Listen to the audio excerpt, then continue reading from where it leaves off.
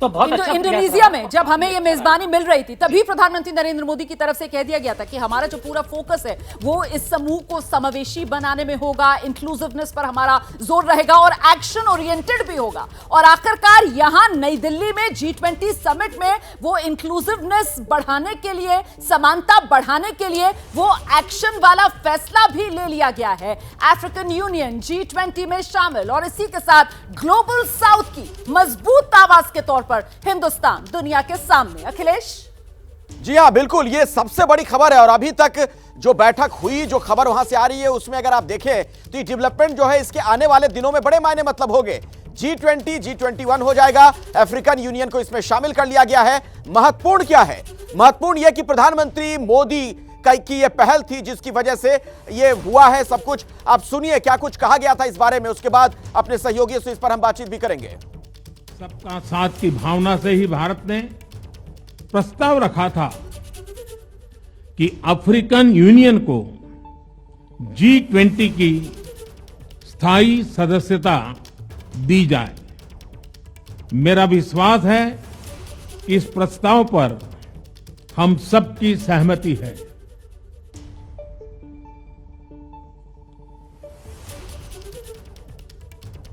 आप सबकी सहमति से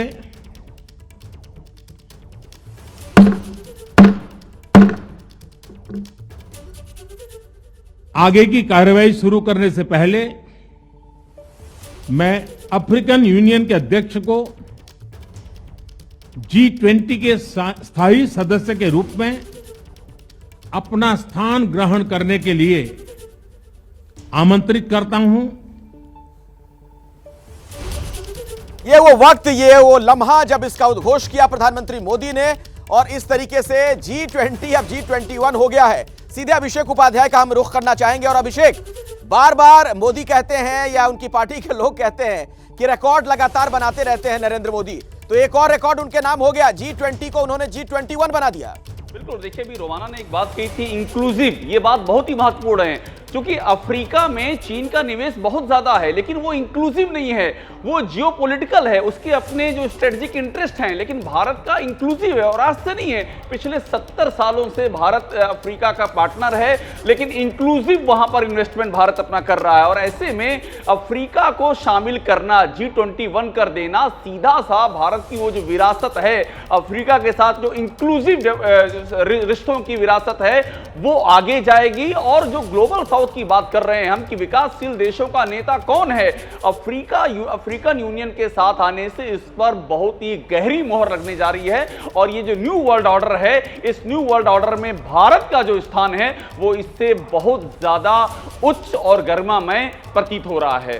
जी बिल्कुल, तो वर्ल्ड ऑर्डर जो है वो बदलता हुआ और विकासशील देशों का नेता, उसके प्रमुख अब नरेंद्र मोदी साफ तौर पर नजर आ रहे हैं। रोमाना, बिल्कुल, देखिए प्रधानमंत्री नरेंद्र मोदी की तरफ से साफ किया गया है किस तरीके से मानव कल्याण को प्राथमिकता देते हुए, इंक्लूसिव तरीके से, समावेशी बनाते हुए, समानता की तरफ दुनिया को आगे लेकर जाना है। सभी खास मेहमान हमारे साथ बने हुए हैं।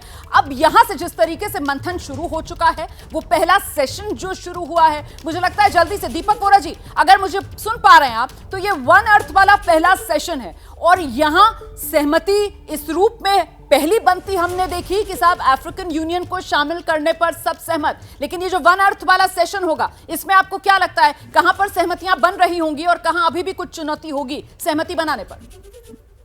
सबसे बड़ी चुनौती कौन सी है हमारे सामने मैम? मेरी उम्र 72 साल की है। मैं आपको बता सकता हूं कि मैंने अपने जीवन में अगर मानवता पर एक थ्रेट देखा था जो हम लोग एक्सटिंक्ट हो सकते थे, खत्म हो सकते थे, वो उसी चाइनीज महामारी। और दूसरा है क्लाइमेट चेंज।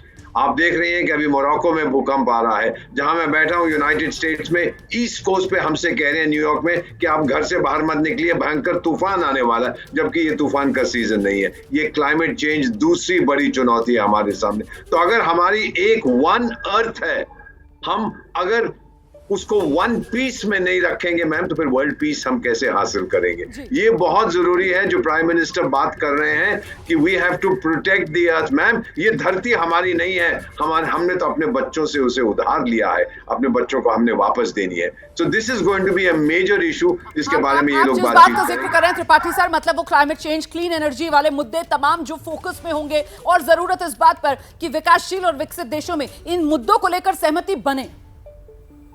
त्रिपाठी जी देखिए, ऐसा है कि इस मुद्दे पे सबसे बड़ी चुनौती जो अभी तक आई है ये कि पिछले 8 साल से 8 साल पहले ये निर्णय हो गया था कि $100 बिलियन की लागत का एक फंड बनाया जाएगा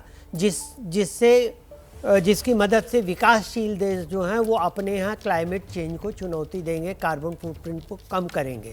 क्योंकि पहले विकासशील देशों ने विकसित देशों से प्रार्थना की थी कि वो उन्हें टेक्नोलॉजी दें इस चीज़ के लिए, लेकिन उन लोगों ने कहा कि नहीं, टेक्नोलॉजी प्राइवेट हैंड्स में है, इसलिए आपको ख़रीदना पड़ेगा। तो इस बात पे सहमत हुई कि $100 बिलियन का फ़ंड आएगा, लेकिन वो फंड अभी भी 25% से ज़्यादा नहीं आया है। तो सबसे बड़ी चीज़ ये होगी कि उसके लिए विकसित देशों को बाकी पैसा भी देना पड़ेगा ताकि विकासशील देश अपने यहाँ पर्यावरण की सुरक्षा का इंतजाम कर सकें। आपने ये देखा होगा कि हमने कार्बन फुटप्रिंट को, हमारा जो 2028 तक का लक्ष्य था वो हमने लक्ष्य से 4 साल 5 साल पहले पूरा कर लिया है। लेकिन हमें ये काम करना है, जैसे भारत ने कहा है कि नेट जीरो पे हमें काम करना है। और उसके लिए जलवायु परिवर्तन वाला मुद्दा जिसको लेकर सहमति बनाने की चुनौती, और एक और बड़ा मुद्दा जिस पर आगे चर्चा करेंगे वो रूस यूक्रेन वाला युद्ध, उसका प्रभाव। और ऐसे में जिस बात का जिक्र पीएम की तरफ से भी अपने संबोधन में किया गया ना कि कोरोना जब महामारी आई थी तो दुनिया के सामने एक विश्वास का संकट जिसको और गहरा किया युद्ध ने, और ऐसे में उस युद्ध के प्रभाव में इस बटे हुए दुनिया के अंदर वो ट्रस्ट डेफिसिट में किस तरीके से विश्वास बहाली की जाए, इस पर क्या सहयोग और सहमति बनेगी, इस पर भी आगे चर्चा करेंगे। पत्रकारिता कोई इमोशन नहीं है, ना अपना कोई ज्ञान देना है और ना कोई विचार थोपना है। पत्रकारिता क्या है? पत्रकारिता का मतलब है सही जानकारी इकट्ठा करना और तथ्य बताना। पत्रकारिता आज जितने महत्वपूर्ण दौर में है शायद पहले नहीं थी। इस दौर से निकलने के लिए सिर्फ सच दिखाने की जरूरत है, वो सच जो आपके हित को आगे रखे। इसलिए अब रात 9 बजे प्राइम टाइम नहीं होगा, ये आपका टाइम है। जगविंदर पटियाल के साथ देखिए पब्लिक इंटरेस्ट सोमवार से शुक्रवार रात 9 बजे सिर्फ एबीपी न्यूज पर। एबीपी न्यूज आपको रखे आगे।